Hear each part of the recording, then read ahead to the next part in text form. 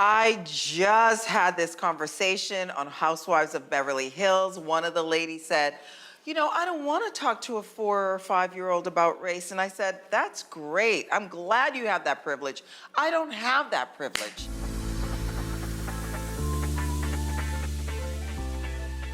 But I do think you have to talk to them about finances. I wish my family did with me. You know what I mean? When I started making money in New York, I didn't know about taxes. I got into a lot of trouble because of that. But I think it's important. There once, when the kids were in elementary school, this finance expert came to talk to, not to the kids, but to the parents. And they said it's important to give them allowances. And not because you're just giving them money, but so that they know how to save, how to spend. So you're teaching them that young, and it should be $1 per age. So my boys are now 14. They should get $14 a week for allowance. But one of the things that she said that I never thought about, she goes, don't say you can't afford something. Say, I choose to use my money for this. That way it gives them a choice. Like, okay, we have $500. I'm choosing to pay the rent and not buying that new bicycle you want right now. I hear that. And it's great to teach them that as opposed to like just denying it. That's amazing. Giving them a choice so they know, okay, I'm choosing to pay this. I'm choosing to hold on to this. Do you think it is healthy for siblings to fight? I do.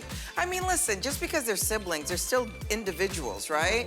And I think when you say fight, I don't mean physical, but I mean like, you know, have disagreements, or I want to go this and you want to go there. I think those are normal. For me, I remember when my boys were little, you know, sometimes I would intervene if I felt like they were, you know, they've always had each other, so they never really fought about like, this is mine, that is yours. Like, for some reason, that was just happenstance, Oh, that's right? good. But at times when they did disagree about something, by the time I got to them to stop it, they've already moved on and they're happy. You know what I mean? And I'm the one that's frustrated and all flustered about it. But I think it's okay to have disagreements. I mean, if it comes to blows, then we all have to talk. I apologize to my son, Jax. Why? I love that. Because he went to the movies with a friend, and when I picked him up, he wasn't where he was supposed to be. And I immediately went to a dark place. I really immediately thought that he was not where he was supposed to be, and it was sort of like a ruse, and I wasn't happy with it. So he got in the car, and I was not pleasant. And then later on, he said, Mom, I need an apology because I was exactly where I said I was, and I didn't read the next text. Are you here for potty mouth babies? No! No. I mean, every now and then they might repeat something that you say, and you try not to laugh. So because the minute you laugh, they so will. Cute when they They will, you know, keep repeating it. But what I think about this article is that she's putting a lot of pressure on her 3-year-old to know when to use it, when not to use it. Like, my kids don't curse around me, but if I'm sure when they're playing video games with their friends, they might let something slip. I'm not gonna get mad at that, but it's just crazy. Every parent wants their kid to stay innocent, and you wanna be able to let them stay innocent. But I also feel like they have to know some truth. And I think you can use it as a cautionary tale. This is what happened, right? So that maybe when they get older, they don't do the same thing. But I also feel like your anger from whatever happened in your marriage should not be then transferred to your kids, because they shouldn't be angry at their dad. If you and your ex can make a pact, let's not talk badly about the other one in front of the kids. You can do it to your friends at lunch. You can do it anytime, but not in front of the kids. If you can do a pact like that, then I think everybody wins. When Jax and Jade grow up and they're like with their partners, and you learn that they're in sexless relationships, or their marriage has been going on and they haven't had sex. Like, somehow you learn this.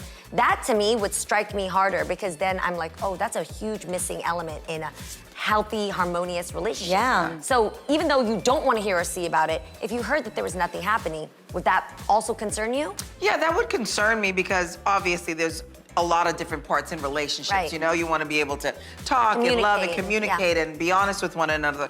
But I don't know if I would be the one to have that conversation with them.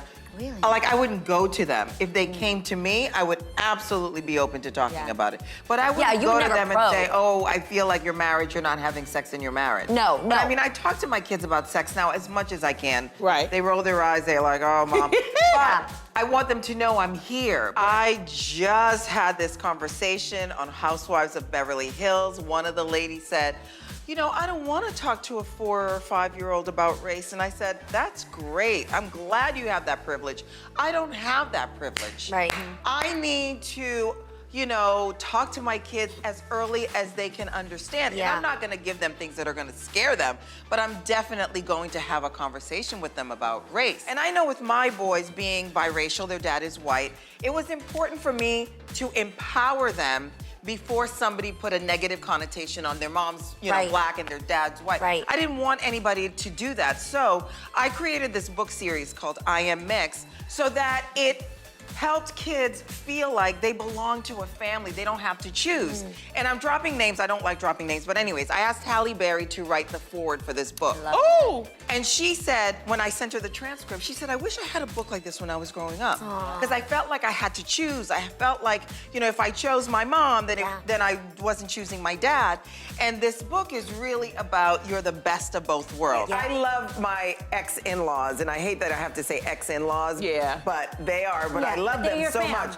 They're my family, and they're the boys' grandparents. But if I had a difference between them, between us, I would still allow the kids to have, like my mom's gone, it's the only grandparents that they have. I would always make sure that the kids spent time with them. Now, if it was so toxic that they were talking bad about me, then that's a different story. That's what I'm talking about. I would have to be with them or have someone there. Well, when they were little, it's like, we gotta take a bath. No, I wanna play. Yeah, they're playing. Whatever, they're playing or whatever. But now it's like, oh, you know, you can use deodorant. Like during COVID, I was like, even though you're not going outside, you should wear deodorant. Like, that's just Yeah.